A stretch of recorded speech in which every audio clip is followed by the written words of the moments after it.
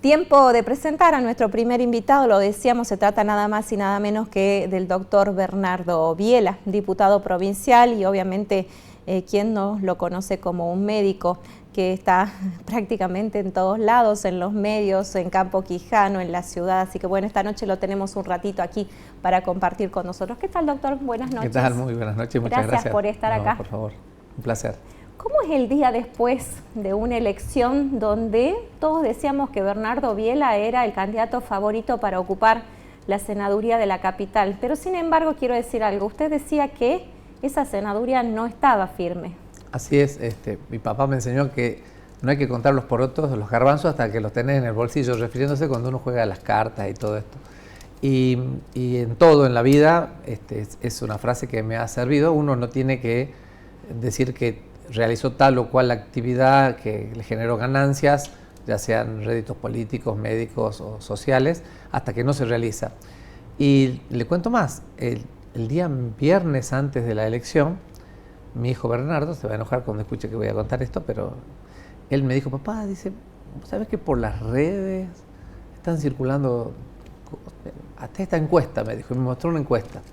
Y en la encuesta estaba casi calcadita a lo que fue el día de la elección, mostrándolo al candidato del Frente Libertario como ganador, con una diferencia muy parecida. En vez de 6 puntos era de 3 puntos, pero era muy parecida. Le erraba con los otros candidatos, ¿no? Pero a nivel de los candidatos principales. Por ende, yo a donde iba me contaban, doctor, ¿qué se siente ser ganador? Y digo, mire, yo la verdad que no me siento ser ganador para nada. Sí, por supuesto, siempre es una sorpresa, porque bueno, no espera siempre lo mejor, pero si no fue lo mejor será porque Dios no quiso que sea lo mejor, no es el cargo que tengo que ocupar. ¿Qué va a hacer ahora después de diciembre? Y volvemos al consultorio, ya estamos en el consultorio trabajando, así que mis pacientes felices, especialmente los de Quijano, que son los que más tengo abandonados, volveremos al trabajo y estamos en la Clínica Virgen de Urcupiña. Hemos inaugurado una maternidad social, con la última tecnología, especialmente para niños. Es más, ya estamos haciendo cirugía cardiovascular para niños. Eso nadie sabe, pero ya hemos hecho la primera y esta semana que viene hacemos la segunda intervención cardiovascular en neonatos. Estamos hablando de chicos que tienen días de vida, no llegan a una semana de vida.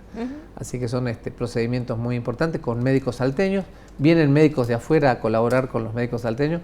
Lo voy a nombrar, no le gusta que lo nombre, pero el doctor Alberto Robredo y el doctor Caprota son los dos estrellas que tenemos en Salta que están trabajando haciendo estas cirugías cardiovasculares mínimamente invasivas en neonatos. Y la verdad que ¿Es el único hospital en el que se hace? Y con hemodinamia sí, no tengo entendido que no estarían haciendo en otro lugar. Doctor, después del resultado electoral obviamente es cuestión de echar culpas, porque con el diario del lunes es más fácil analizar y sacar lo que sobra de la tierra dentro de casa, ¿no? Algunos dijeron que la culpa era de Emiliano Durán, obviamente del gobierno provincial. Emiliano Durán dijo que no.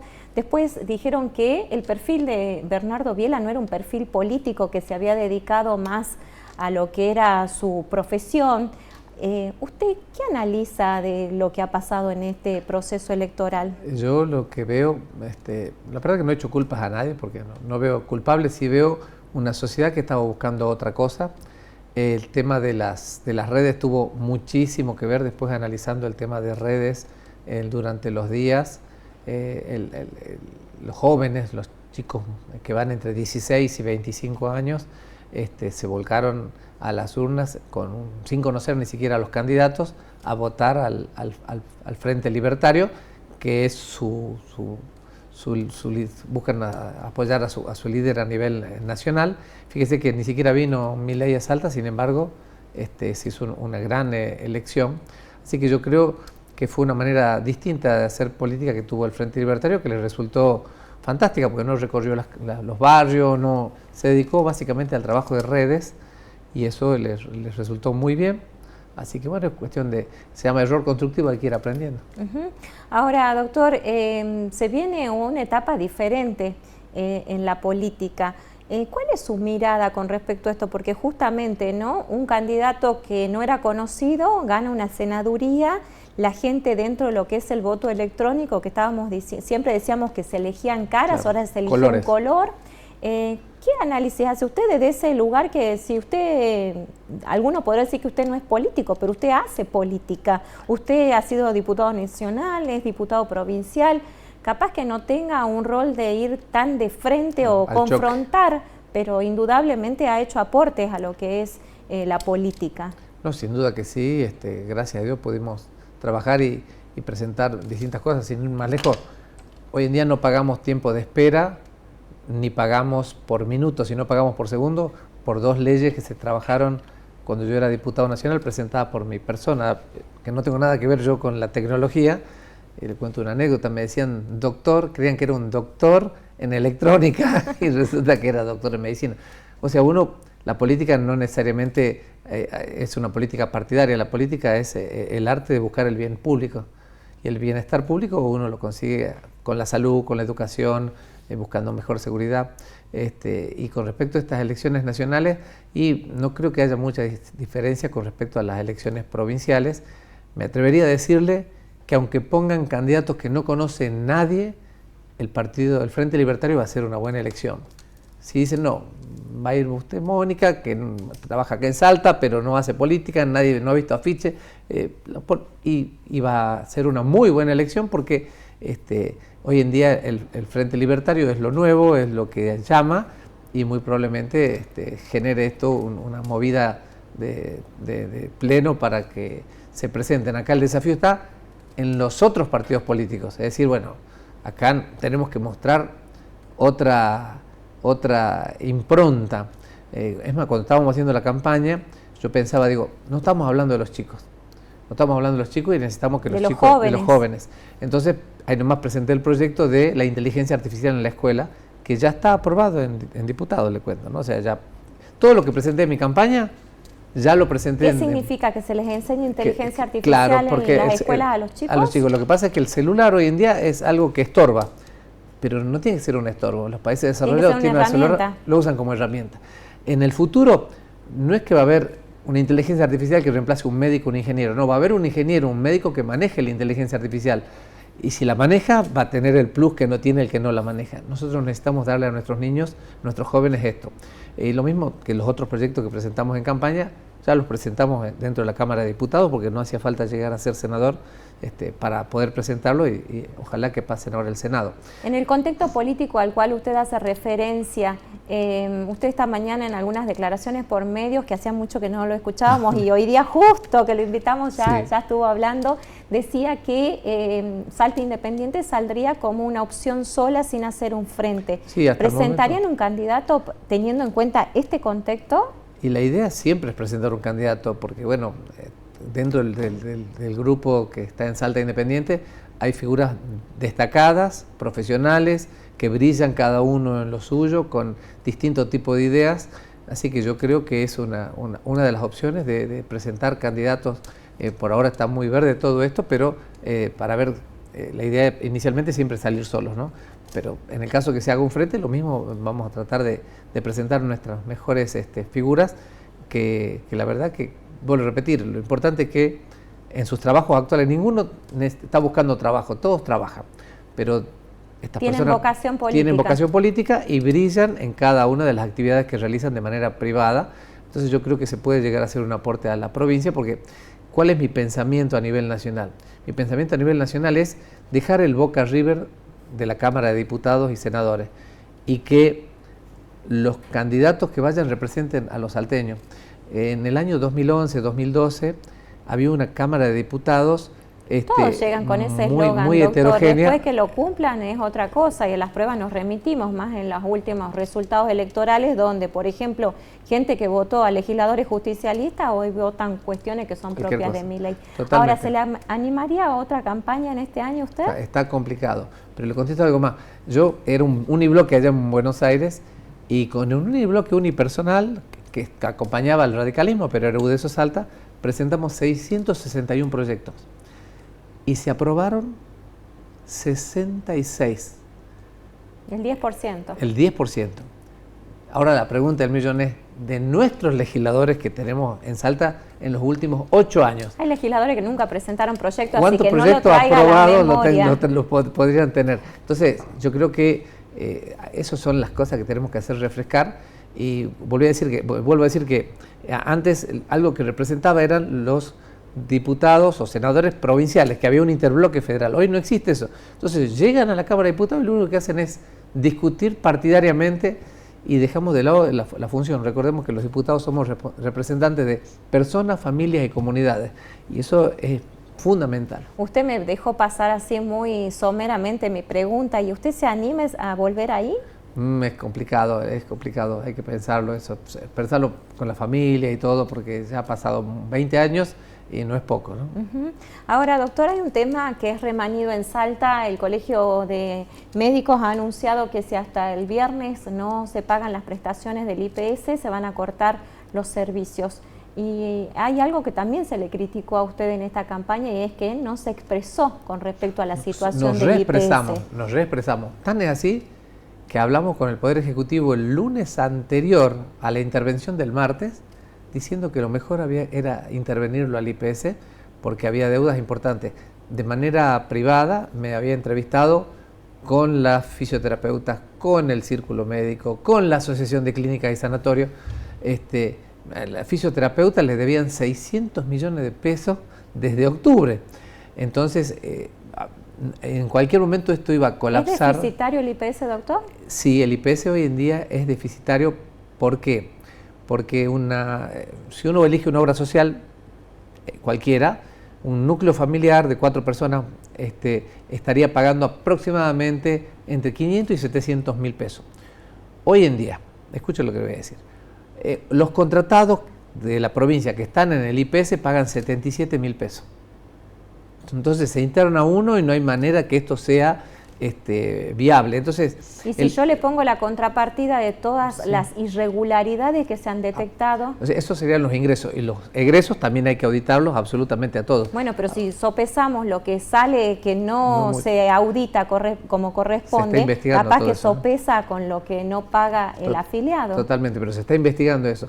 Y lo que propuse yo para el IPS fue, primero, el tema de los monotributistas. Hoy en día, con la gran cantidad de personas que trabajan de manera autónoma, tenemos monotributistas que aportan a obras sociales nacionales. Si plata de los salteños que se va a obra social nacional, el IPS tiene en su articulado el monotributista. Entonces, traerlos a los monotributistas y generarles un plan específico para los monotributistas dentro de lo que es el IPS. Lo mismo pasa con los contratados. No puede haber un aporte tan exiguo. Y los afiliados particulares pagan casi lo mismo que pagan en algunas obras sociales pequeñas, pero lo que le brinda el IPS es mucho mejor. Un afiliado particular, no voy a dar nombre, pero una obra social nacional, como yo, de 60 años, y está pagando $500,000 de pesos. ¿Cree que debiera tener más control el IPS?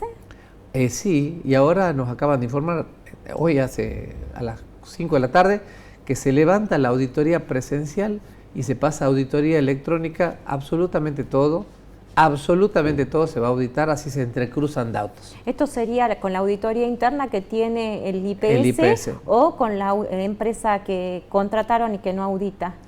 Pienso que espero que sean las dos, pero la verdad que hoy en día el IPS, si tiene una mejor auditoría de prestaciones, seguramente va a ser una obra social que las obras sociales no son para ganar plata, pero por lo menos va a poder tener números menos ajustados que los que tenía, porque la verdad se venía desmoronando la obra social. ¿Y usted cree que hay excesos por parte de los prestadores? Y algunos prestadores tienen excesos, es cierto. Hay algunos prestadores que tienen excesos. Y esos prestadores hoy en día con el sistema electrónico es fácil darse cuenta. Es muy fácil darse cuenta. Lo mismo pasaba en el PAMI. Había algunos prestadores que tenían excesos. Al estar ahora, el PAMI está totalmente digitalizado, y a todos estos prestadores les han ido dando la mano y se han ido yendo. Así que espero que hagan lo mismo también con el IPS. ¿Cuáles son sus expectativas hasta noviembre que va a dejar la banca? Estamos trabajando en varias cosas. Ahora acabamos de presentar el proyecto del puerto único del catamaranes en el Cabra Corral, que es algo que creo que va a ser muy bueno y saludable. como pescador salteño, creo yo que podemos llevarle más vida a nuestro dique. Va a ser un puerto para que realmente esté controlado, para que las embarcaciones tengan realmente el control que tienen que corresponde. Que tener, que haya sanitarios, que haya durmi, porque los pescadores van a pescar a las 6 de la tarde y vuelven a las 2 de la mañana. Y cuando uno va a pescar, toma, come, coquea, y cuando sale a pescar tiene que volverse a Salta. Y no se puede volver a Salta. Entonces necesitamos algún lugar que descansen. Sanitarios, no tienen sanitarios. Entonces todo esto... ¿Esto sería parte del desarrollo que se prevé para hacer en la zona del dique o es algo aparte? Yo lo planteé para que el Ejecutivo, a través del organismo que esté a cargo de todo esto, vea. Pero la idea es darle otra impronta al al dique Cabra Corral, para que de esta manera podamos generar más fuentes de empleo, porque los catamaranes en sí generan fuentes de empleo. Y entonces necesitamos apostar a eso también. Dos preguntitas para terminar. ¿Cómo vamos a enfrentar este invierno con respecto a lo que es vacunación y a la provisión de medicamentos que tienen o no las salitas? Sí, estamos con poca provisión de medicamentos. El plan SUMAR, que era el plan de nación que nos mandaba medicamentos, desde hace meses que no cumple con nosotros ni con los que tienen discapacidades. Y eso no reemplazó provincia. Y provincia empezó a reemplazar primero los pacientes que estaban en diálisis, eso lo averigüé personalmente, porque antes los pacientes discapacitados en diálisis recibían 50 y 50, después fue 60 y 40, después 30 y 70. Hoy en día el 100% lo está poniendo la provincia porque Nación no está... De discapacidad y diálisis. Discapacidad y diálisis. ¿Y con los oncológicos? En los medicamentos. Y los oncológicos también es un problema porque existe un fondo nacional en el que aporta todas las obras sociales provinciales, nacionales, municipales en el caso de Buenos Aires, sindicales y el PAMI. Allí es donde van los medicamentos oncológicos que cuestan millones de pesos cada mes de tratamiento. Entonces, este fondo que existe de medicamentos, que tiene un aporte nacional, tampoco lo está recibiendo. Entonces se están perjudicando los pacientes y por supuesto las familias que sufren el tema oncológico. ¿Y los de HIV, doctor? Y eso también es grave porque los pacientes con HIV no pueden cortar los tratamientos y esos tratamientos vienen de Nación y ha habido semanas que no hubo tratamientos y vinieron a vernos a la Comisión de Salud y nosotros por supuesto nos expresamos, nos cansamos de mandarle cartas a nuestros legisladores nacionales para que cumplan con determinados protocolos. Les cuento un detalle, usted va a comprar un remedio y viene por 50 o viene por 28 y los otros días... O sea, esto es una cosa de loco. Entonces le pedimos a los diputados nacionales por Salta que los medicamentos vengan por 30. Por el mes entero, como corresponde. Claro. Doctor, ¿es cierto que hay sífilis en oral? Sí, lamentablemente hay un brote de sífilis en el norte de la provincia. ¿Se sabe de la cantidad de casos? No sabemos la cantidad de casos, pero esto ocurre porque lamentablemente la juventud, al ver que el tema del HIV le han perdido el respeto, porque sabe que hay tratamientos que son crónicos y que no es tan mortal como se veía, entonces dejaron de usar los preservativos, no van a las salitas, no van a los hospitales a buscar preservativos que son gratuitos y esto hace que aparezcan otras enfermedades que no existían. ¿Usted dice que solamente la población joven? La mayoría son jóvenes que tienen entre 18 y 26 años y hay un pequeño grupo de adultos mayores de 60, 65 años. Entonces la prevención, usar preservativo. El preservativo preserva de las enfermedades de infección sexual y por supuesto evita los embarazos no deseados. Gracias, doctor, por su tiempo, como siempre, un placer. Nosotros hacemos una pausa, ya volvemos con nuestro próximo invitado.